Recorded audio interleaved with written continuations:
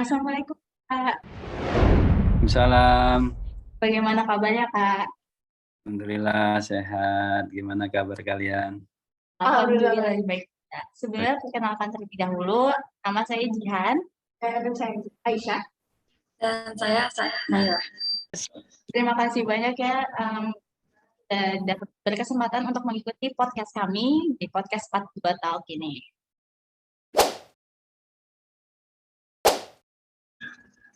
Dari pertanyaan yang pertama, jadi mungkin masih banyak teman-teman sekalian atau orang yang lain, masih banyak mereka untuk menyalahartikan pengertian dari literasi.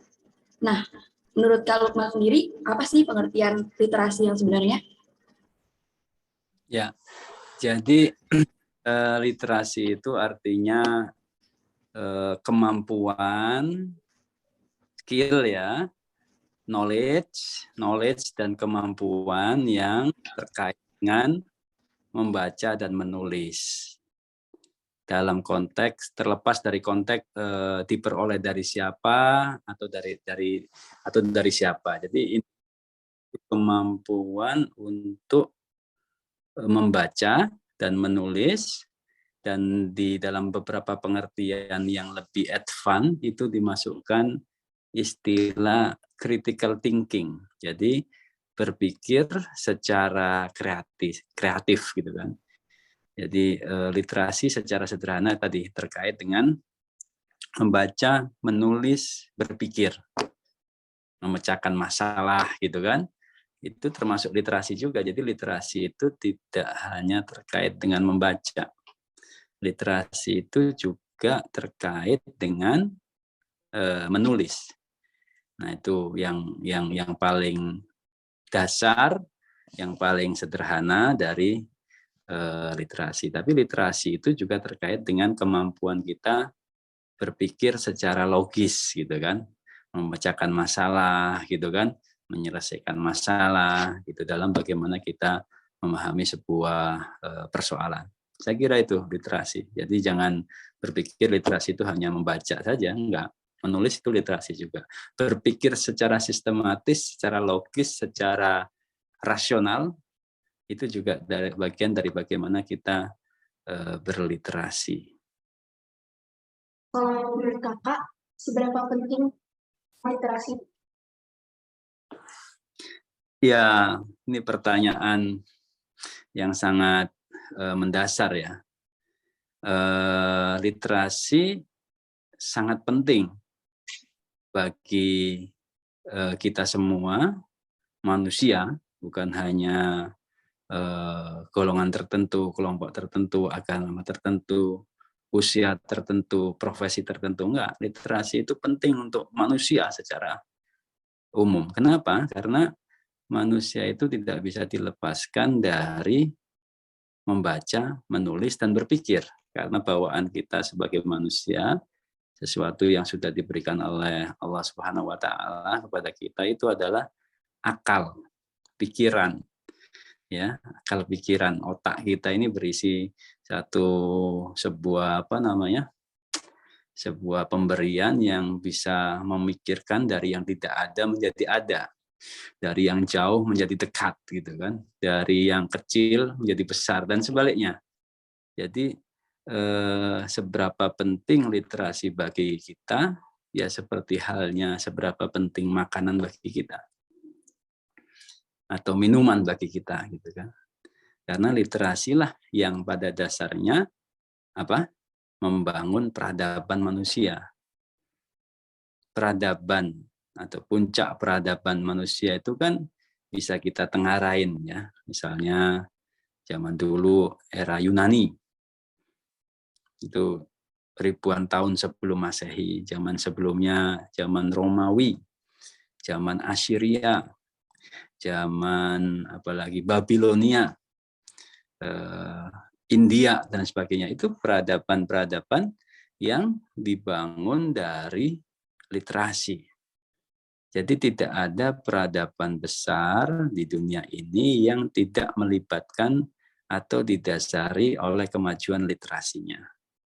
Islam bisa berjaya mungkin setelah era Yunani ya, abad ke-7 ke-8 Masehi, artinya 1.300 tahun yang lalu, sampai abad ke-15, tahun 1400-an itu mulai.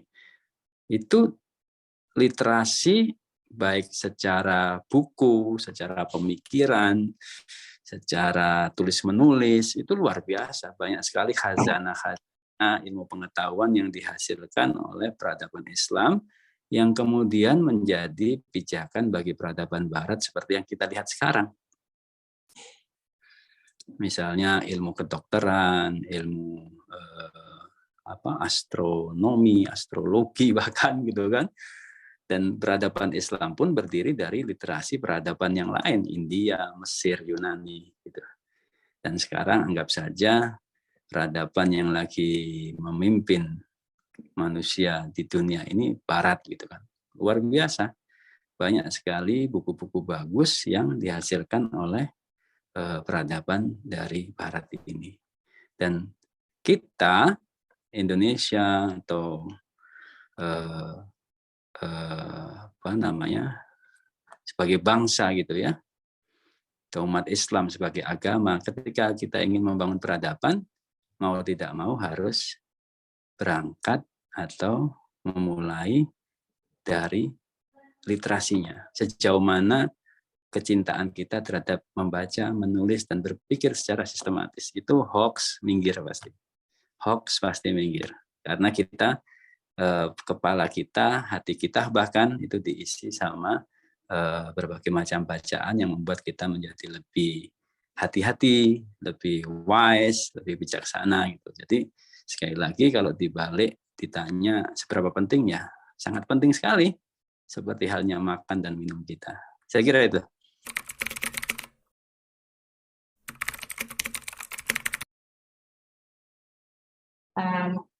Literasi ini kan banyak banget dari berbagai aspeknya. Salah satunya adalah membaca. Nah, apakah membaca Indonesia ini tergolong rendah? Ya, rendah dan tinggi itu kan ada ukurannya berarti kan. Ada yang dibandingkan. Jadi kalau dibandingkan dengan tadi, negara-negara yang memang tingkat literasinya tinggi gitu kan, ya kita terhitung rendah. Ya kan, bahkan yang sering diupdate itu bahwa kita nomor 2 paling rendah di dunia ya, dalam konteks membaca gitu kan, dalam konteks literasi ya. Tapi kalau membaca saya kira enggak lah. Generasi milenial, generasi Z, mereka pembaca juga ya. Kita di dunia penerbitan buku, kebetulan saya juga punya dan merintis sebuah penerbitan buku. Yang pertama bernama Turos Pustaka, itu sebuah penerbitan yang concern untuk menerbitkan kitab-kitab klasik yang diterbitkan 1000 tahun yang lalu, kita terjemahkan dari bahasa Arab ke dalam bahasa Indonesia, dan banyak juga alhamdulillah yang beli, cetak ulang terus alhamdulillah. Terus ada Rene Book, itu kita menerjemahkan dari bahasa Inggris, dari bahasa Korea, dari bahasa Korea ya, Korea, bahasa Inggris, bahasa Arab juga. Itu juga kita fokus ke buku-buku terjemahan mereka yang masih hidup dan bestseller di dunia. Itu juga alhamdulillah masih berjalan dengan baik, meskipun di masa pandemi malah semakin bagus progresnya. Terus ada Rene Love, itu ada satu penerbitan yang khusus untuk remaja. Kita menerbitkan tulisan teman-teman dari Wattpad, dari IG gitu, dari Twitter, dan itu juga alhamdulillah masih bagus gitu ya. Jadi bagus itu artinya bukunya tercetak ulang banyak gitu. Itu artinya sebenarnya kalau dibilang rendah enggak juga. Mungkin kalau dibandingkan iya gitu. Kalau dibandingkan dengan negara lain yang katakanlah kemanapun harus membawa buku seperti Jepang atau Norwegia atau Swedia mungkin ya. Tapi kalau kita melihat dari sudut pandang penerbitan buku atau bagaimana generasi milenial, generasi Z membaca buku-buku dari online gitu. Saya kira tingkat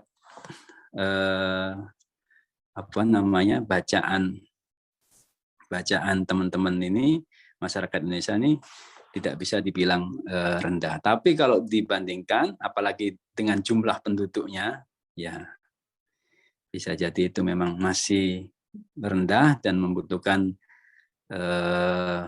upaya kita semua untuk meningkatkan minat terhadap membaca buku, menulis, dan berpikir secara kritis. Gitu. Nah, apa yang dilakukan oleh adik-adik semua, saya kira bagian daripada itu, bagian dari bagaimana kita mulai mendorong, mengenalkan bahwa literasi itu punya arti dan peran yang penting dalam kemajuan sebuah bangsa atau peradaban. Saya pernah mengatakan beberapa kali bahwa kadang generasi kita itu dibentuk oleh bacaan. Anda baca buku sekarang, itu akan punya pengaruh 10-20 tahun ke depan. Generasi yang dibentuk sekarang itu terpengaruhi oleh bacaan 20 tahun yang lalu. Jadi jangan remehkan buku, jangan remehkan literasi dan kata-kata, karena memang mereka punya peran yang tidak terlihat sepertinya gitu ya, pelan tapi sangat berpengaruh. Karena apa? Yang dikasih vitamin ya, itu bukan hanya otaknya tetapi hatinya. Dan itu membentuk attitude kita, sikap kita, mindset kita. Beda sama badan kita kalau ikut fitness gitu kan, yang dibentukkan ototnya gitu. Nah, yang membentuk otot kita, pikiran kita, hati kita itu siapa? Bacaan. Anda baca kitab suci, Quran misalnya, atau kitab suci yang lain, Anda baca komik, Anda baca buku-buku filsafat, buku-buku psikologi, self-help, itu mungkin pengaruhnya akan sangat lama ketimbang Anda memakan sebuah makanan ya, telur atau apa, itu mungkin pengaruhnya 2 kali 24 jam atau bahkan seminggu mungkin ya. Tapi kalau bacaan bisa sangat lama durabilitasnya gitu, pengaruhnya terhadap manusia, terhadap diri kita. Jadi pertama ya tidak bisa dipandang rendah, tapi kalau dipandang tinggi juga enggak kalau dibandingkan dengan yang lain. Pertanyaan masyarakat Indonesia rendah atau tinggi itu menurut saya sih juga enggak terlalu relevan untuk ditanyakan. Yang perlu kita tanyakan itu kita bisa melakukan apa untuk membuat generasi kita masing-masing, generasi Z, generasi milenial, generasi X, bahkan generasi baby boomers itu untuk bisa meningkatkan kemampuan literasinya, mindset literasinya. Saya kira itu. Baik, terima kasih banyak Kak. Untuk selanjutnya, yang kami ketahui, Kakak ini pernah bergabung dalam dunia jurnalistik ya Kak? Ya. Nah, apa sih pengalaman Kakak yang paling berkesan dalam dunia jurnalistik? Banyak ya.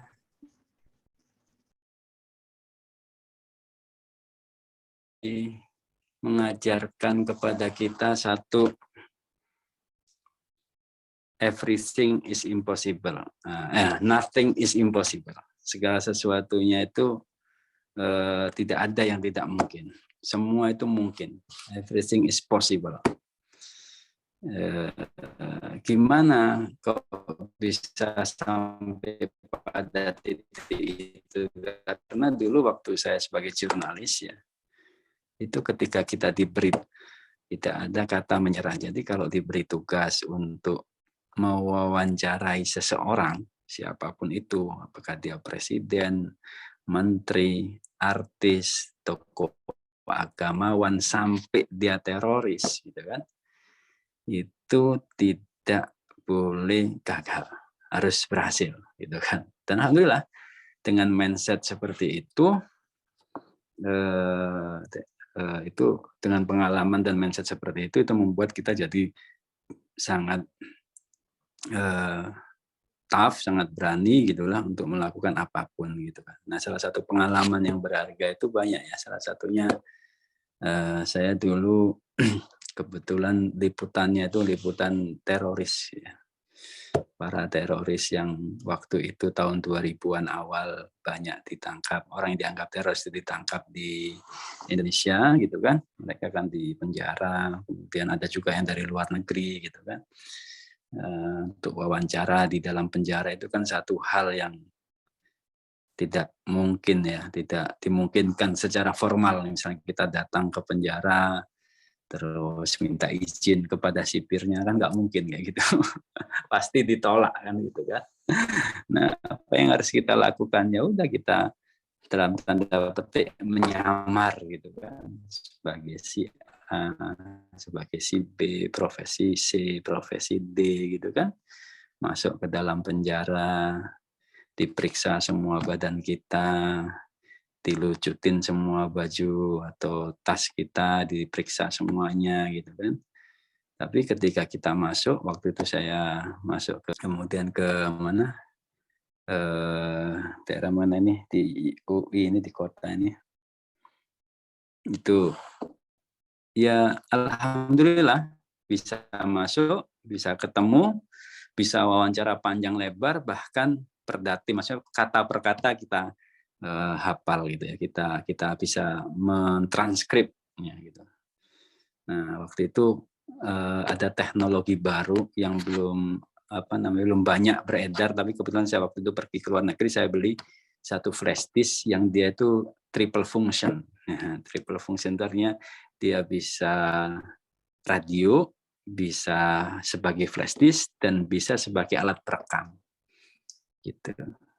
Jadi ketika kemudian dari pihak keamanan penjara memeriksa itu, dia tidak menganggap itu sebagai barang yang harus ditinggalkan gitu ya, yang tidak boleh dibawa gitu ya. Dia tetap minta ya nggak disortir lah, nggak dilarang gitu ya, saya bawa aja. Padahal itu adalah alat perekam gitu. Jadi ketika kita masuk ke penjara ya wawancara dengan alat perekam itu. Itu ke mana penjara dengan teman-teman. Terus kemudian wawancara dengan saya pernah wawancara ke Patani, Thailand. Tahu Patani? Patani itu satu daerah di Thailand Selatan ya, komunitas Muslim di Thailand gitu. Waktu itu saya hampir mau dikirim ke Irak, tapi nggak jadi. Terus nggak jadi karena pertimbangan keamanan pada waktu itu, waktu Saddam Hussein jadi buronan gitu. Terus kemudian saya diminta untuk dikirim ke Thailand Selatan, di Patani itu. Nah, di Patani juga sama, di Patani itu saya sendiri, jadi nggak sama si A, si B, saya datang sendiri gitu loh. Ini sampai suatu hari teman saya itu, saya foto itu lokasi base campnya itu, cepret gitu, dikejar